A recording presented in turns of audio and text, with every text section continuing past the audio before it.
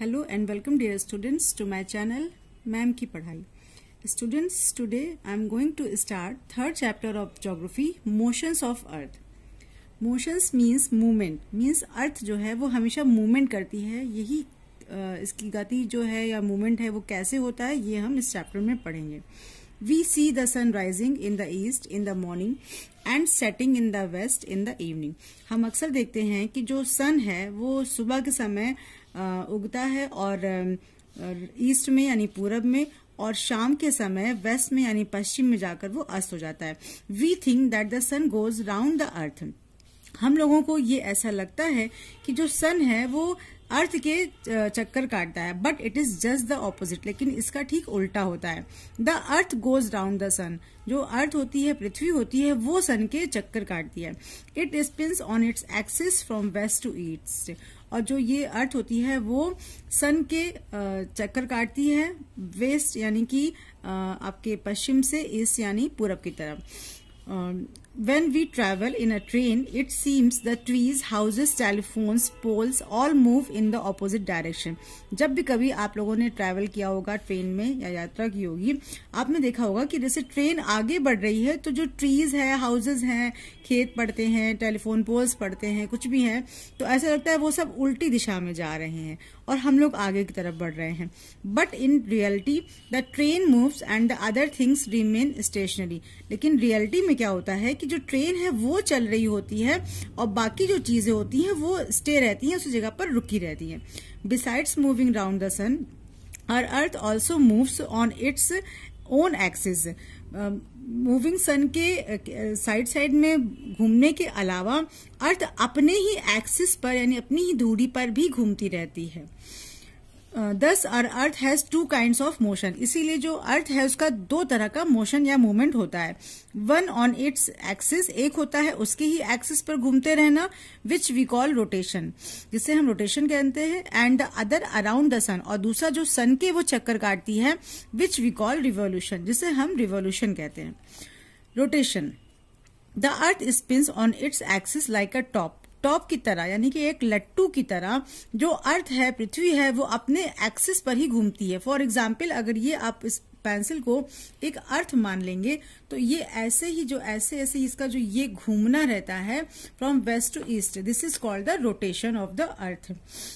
The earth axis is an imaginary line that passes through its centre. जो earth के axis की जो एक लाइन जो कि सेंटर के ठीक अर्थ के बीचों बीच से गुजरती है, ये एक इमेजिनरी मतलब एक काल्पनिक लाइन है जिसे माना गया है। Its two ends are the north pole and south pole, और इसके जो दो एंड्स हैं वो नॉर्थ पोल और साउथ पोल होते हैं। This axis is incline to the plane of the earth orbit at an angle of 66 degree. और जो ये दोनों एक्सिस होते हैं, यही एक्सिस 66 डिग्री पर इस तरह से ये इंक्लाइन होते हैं, मतलब ऐसे ये झुके हुए होते हैं। The earth completes one rotation on its axis in 24 hours.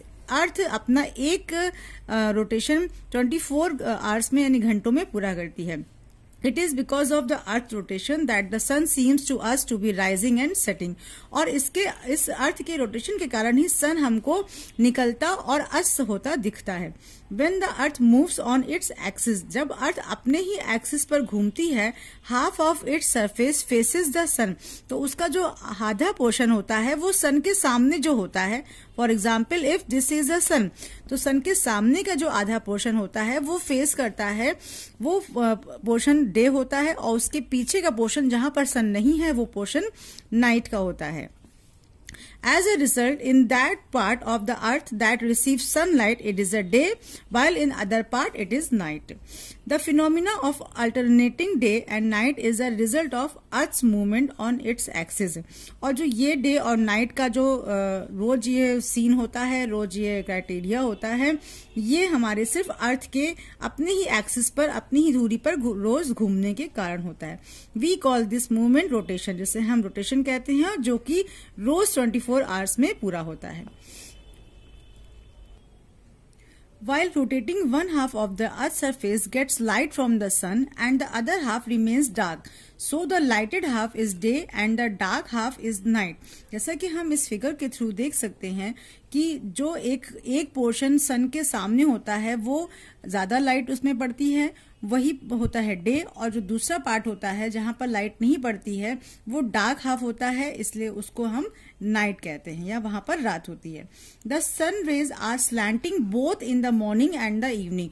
लेकिन जो सन रेज होती हैं वो एकदम सुबह और एकदम शाम में स्लैंटिंग होती है, मतलब हल्की तिरछी होती हैं।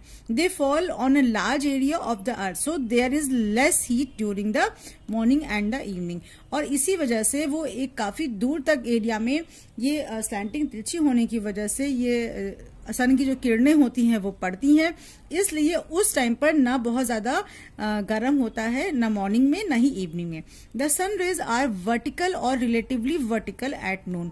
लेकिन जो सन रेज होती हैं वो नून में यानी कि दोपहर के समय वर्टिकल होती हैं, ठीक सीधे पड़ती हैं, इस वजह से they fall on a small area, इसलिए वो छोटे एरिया में पड़ती हैं।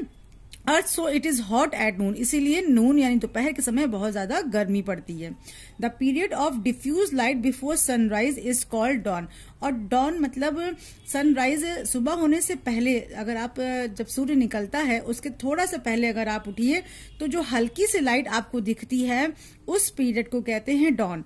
The period of diffuse light after sunset is called dusk. और जब हम सनसेट मतलब सूर्य अस्त होने के बाद भी कभी कभी हल्की रोशनी देखते हैं, इस पीरियड को हम डस्क कहते हैं। The circle which divides the earth into day and night is called circle of illumination. और जो हम सर्किल देख रहे थे अभी इस फिगर में कि ठीक सर्किल एक बीच सर्किल से एक हाफ पोर्शन अर्थ का डे होता है और हाफ पोर्शन नाइट होता है, इसको हम लोग सर्किल ऑफ इल्यूमिनेशन कहते हैं। Now effects of the earth rotation. अब अर्थ का रोटेशन जो होता है इसका क्या इफेक्ट पड़ता है।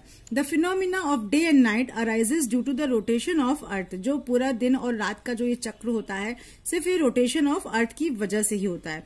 The rotation of earth is also one of the factors that led to the daily rise and fall of tides.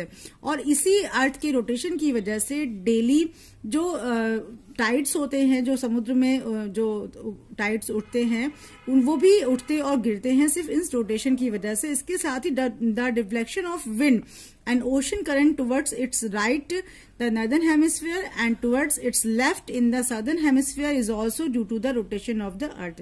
और इसी वजह से, इसी रोटेशन की वजह से ही नॉर्दर्न हेमिस्फीयर और साथ में साउदर्न हेमिस्फीयर में जो विंड और जो ओशन करंट होते हैं इनका भी डिफ्लेक्शन होता है, इनका भी झुकाव या मूवमेंट होता है, वो भी अर्थ के रोटेशन के कारण होता है। अब हम पढ़ेंगे revolution. The earth moves round the sun while rotating on its axis। अर्थ अपने ही जगह पर घूमते घूमते सन के चक्कर भी लगाती है, सूर्य के चक्कर भी लगाती है।